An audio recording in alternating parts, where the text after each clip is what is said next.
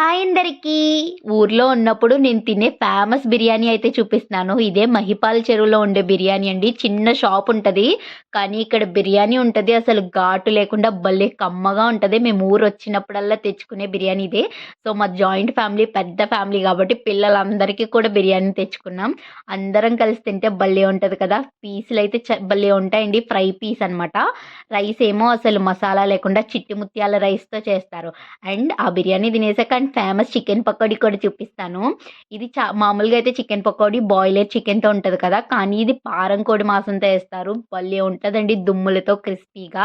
ఇంకా Sankranti season start అయిపోయిందంటేనే ఇంకా chicken పకోడీలైతే పిచ్చి పిచ్చిగా ఉంటాయి. నాకైతే మా ఊర్లో వేసే చికెన్ పకోడీ భలే ఇష్టం. క్రిస్పీగా చాలా టేస్టీగా ఉంటది. ఇంతకీ మీలో ఎంతమంది చికెన్ పకోడీ లవర్స్ ఉన్నారో కామెంట్ చేసేయండి.